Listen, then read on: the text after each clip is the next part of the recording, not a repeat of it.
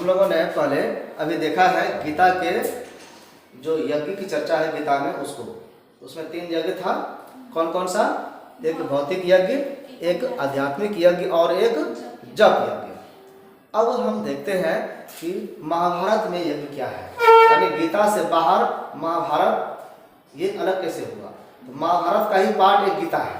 तो गीता में जो सीधा कृष्ण के मुख से कहा गया है वो गीता है, लेकिन अन्य कहानियां जो कौरव पांडव का है वो सभी कहानी महाभारत का पार्ट है। ठीक है, तो महाभारत का पार्ट विशाल हो गया, बड़ा हो गया। तो इसमें जो यज्ञ का कॉन्सेप्ट है वो महाभारत में जो यज्ञ किए गए पांडवों के द्वारा उसके बारे में है। तो उसमें मुख्य रूप से जो पांडव का राज्य स्थापित जब हुआ था, जब युधिष्ठिर राजा बने थे, तो उन्होंने एक यज्ञ किया, अश्वमेध यज्ञ। तो ये सम्राट लोग ही करते थे अपने शक्तिशाली सत्ता को सिद्ध करने के लिए, अपना साम्राज्य स्थापित करने के लिए, कि लोग को स्वीकार हो कि हम राजा हैं, आप लोग मेरे प्रजा हैं या मेरे अधीन हैं। इसमें चर्चा है कि अश्व के साथ साथ 300 पशु की बलि दी गई थी और उसको बलि देने के बाद उसके मांस को खाया भी गया था यज्ञ के बाद। तो इस तरह से ये हिंसा को बढ़ावा देने वाला लगता है कि यज्ञ कैसा, यहाँ तो हिंसा का काम हो रहा है, ये शुद्ध कैसे हुआ। लेकिन कई जगह महाभारत में बलि का निंदा भी किया गया है कि यज्ञ में पशु की बलि नहीं देनी चाहिए, ये अच्छी बात नहीं है। एक स्थान पर कहा गया है, नायम धर्म कृतो यज्ञो न हिंसा धर्म उच्यते, अर्थात यह कृत्य यज्ञ धर्म के अनुकूल नहीं है, यानी कि बलि जब दे रहे हैं तो बलि देना ये उचित नहीं है, ये धर्म के योग्य नहीं है, ये यज्ञ के योग्य नहीं है, क्योंकि हिंसा को धर्म नहीं कहा जा सकता, कभी भी नहीं कहा जा सकता। अतः यजमान 3 वर्ष पुराने बीजों से ही यज्ञ करे। बीज का यहाँ पर कहा गया है कि क्यों ऐसा बात है, तो बीज का अर्थ अश्व क्यों कहा गया है, अज कहा गया है। आज भी हम लोग देखते हैं कि बलि देता है तो बकरी का बलि देता है। किसका देता है? बकरी का बलि क्यों देता है कि कहीं कहा गया होगा अज, अजा, अजा मतलब बकरी, समझे ना। और अज को बकरी समझ करके आज भी इसकी बलि दी जाती है। ठीक है, लेकिन यहाँ पर यजमान कह रहे हैं कि पंडित कह रहे हैं कि वो अज जो है वो यज्ञ करने के लिए वो बकरी नहीं है, वो क्या है, वो बीज है। अज का मतलब है बीज। तो कौन सा बीज? बोलते हैं जो 3 साल पुराना है, 3 वर्ष जो पुराना है बीज है, उसकी बलि देना है। 3 वर्ष बलि मतलब उसमें होम करना है। 3 साल पुराना जो बीज है उसका अगर आप,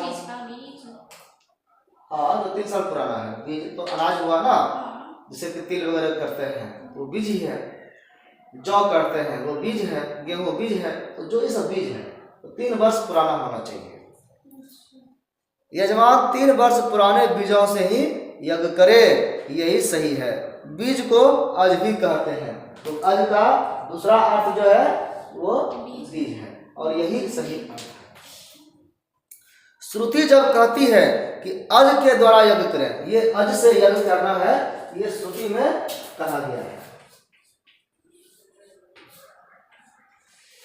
यह अज से यज्ञ करना है, तो वहां पर तात्पर्य क्या है कि बीजों के द्वारा यज्ञ करें, न कि बकरे के द्वारा यज्ञ करें। बकरा नहीं कहा गया काट के खाओ। अनुशासन पर्व में यज्ञ में, अनुशासन पर्व महाभारत का एक पाठ है।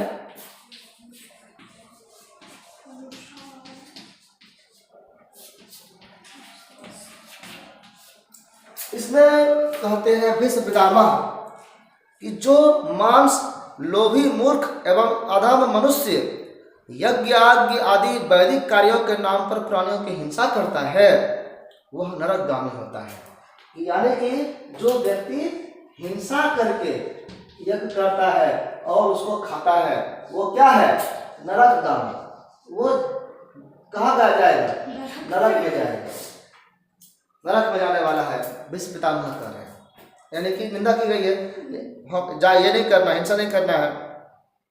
शांति परम में भी एक बात कही गई है।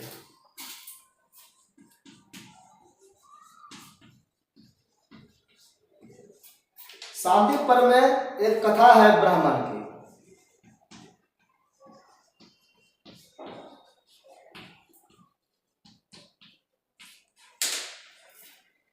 उसमें कथा में क्या है, जो स्वर्ग प्राप्ति की लालच में एक मृग की बलि देने का मन बनाता है।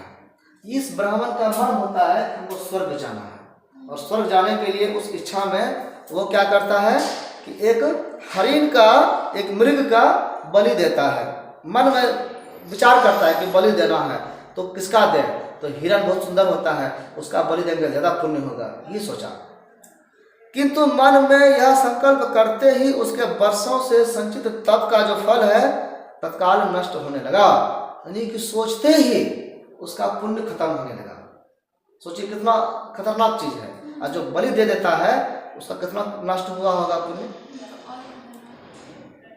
तब वह मृग को बंधन मुक्त कर तत्काल अहिंसक यज्ञ कर धर्म की प्राप्ति करता है। यानी कि ये सोचता है, मृग जो मृगा को पकड़ के लाता है, बांधता है, अब उसको काटेंगे और यज्ञ करेंगे, इसका पुण्य क्षय होने लगा। इसने तुरंत बंधन रस्सी खोला और छोड़ दिया मृगा को। तब ये अहिंसक यज्ञ किया शांति पर्व में। इसका मतलब है हिंसा करके यज्ञ करना सही नहीं है, महाभारत भी कहता है। श्रीमद् भागवत एक कदम और आगे बढ़कर, श्रीमद् भागवत कथा होता है ना 7 दिन का, लोग करते हैं, सुनते हैं, सुखदेव मुनि द्वारा कही गई है।